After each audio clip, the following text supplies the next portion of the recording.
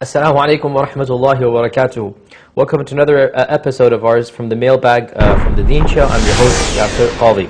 In today's mail, we have a question from a Christian who says, I was born a Christian, I was raised a Christian, why do I have to convert to Islam? If God made me a Christian, if God made my family a Christian, then why should I change that way? Because God is the one who created me in that way. Or He made me basically be raised by a family of Christians, being born to Christians. Why then should I think about changing my faith? This is a very deep and profound question. And it goes back to divine destiny. It goes back to predestination. It goes back to God's knowledge. It goes back to God's power.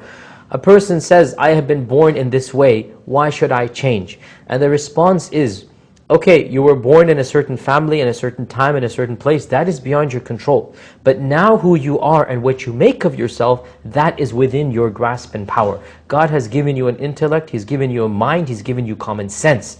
The same excuse is used by murderers and rapists and thieves, that they say, I was created this way. I have this inside of me, I can't change. If a murderer says to you, it's not my fault I murder, this is just the way I am, I'm a serial killer, don't get angry at me. We respond, no. God created you with a free will, He created you with common sense, you can control it. If you're too weak to control yourself, that's not my fault or the fault of anybody else, you will be punished for your crimes. Similarly, you now as a rational, sane human being, you can say it was beyond my choice who I was born to, my parents were beyond my choice, my family was beyond my choice, my society, my culture, my ethnicity. But your religion, right now as you speak, is not beyond your choice. And you're confusing the two.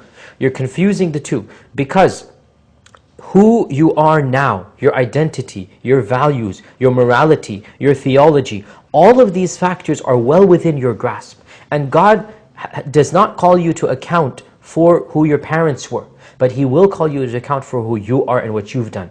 God will not punish you or call you to task or even reward you for that which your parents did or your society did or your culture did, but He will call you to task for what you have done. Now you are a rational and sane human being. You need to make up your mind. What should I do with my life? Who is the God who created me? What should I do towards that God? This requires common sense and rationality, and these are things you have been blessed with. The fact that your family is Christian is not an excuse for you to be a Christian. The fact that you have relatives who did, for example, sins and crimes. Suppose you have a relative or a distant cousin or even a friend or even a person that's a parent or an elder who has done a crime. Can you say, this person has done a crime, I should do one as well? Not that I'm comparing Christianity to murder, I'm not saying that. What I'm saying, these are things beyond your control. Don't use them to justify what is in your control. Okay, simple common sense and rationality. That your parents have done something, they're responsible for it. And God will judge them based upon their intentions. You are a different person. You are a different human being. You have a different mind, a different rationality. And therefore, you are required to think and reason out all of these things. Now, also realize that you can never use the fact that God has decreed something. You can never use it as an excuse for what you do. If a person does a sin and said, oh, well, God knew I would do this, don't punish me for that. Well, when you did the sin, you did it rationally, you did it knowing fully well what you're doing and the implications of what you're doing.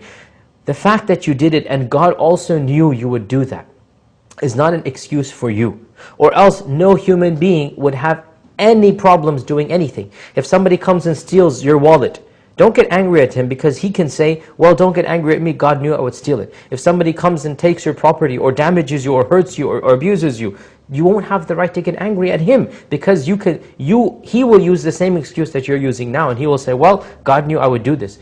Yes, God knew, but that's not an excuse for you to do what you've done. You had the power to do what you did and you chose to do it. God has infinite knowledge, He knew you would do it. But when you did it, nobody forced you to do it. Now, right now, nobody's forcing you to be a Christian. Therefore, you have to think. And if you choose a certain path, whether it be Christianity or Judaism or Hinduism or whether it be Islam, that is your choice now. And you have to be responsible for that choice in the hereafter. So to conclude this question, we say the fact that you're equating your current state with the state that's beyond your control is not a fair question. Certain things are beyond your control. God will not call you to task for that. God will not ask you, why were you born to Christian parents? But He will ask you, why did you die as a Christian when you had so many years to think about the various religions? Did you reason it out? Did you research? And if you honestly and sincerely concluded that a certain religion is right or wrong, you are responsible for that decision on the Day of Judgment, and that is your decision that you have made. Nobody can force you to become a Muslim or Christian or Jew. But just because my parents were Hindu or atheist or Muslim or Buddhist and I also want to follow their path, just because they are, that's not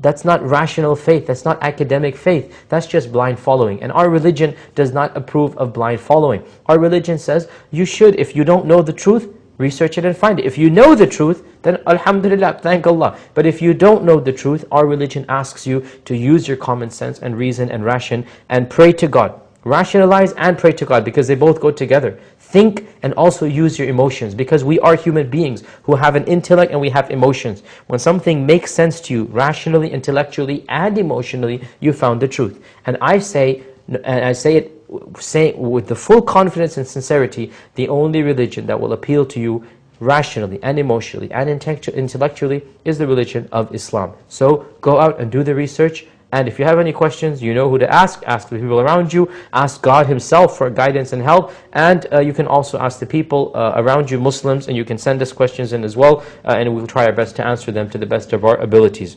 This brings us to the conclusion of this particular episode. I hope to see you next time on the mailbag. Until then, Assalamu alaikum wa rahmatullahi wa barakatuh.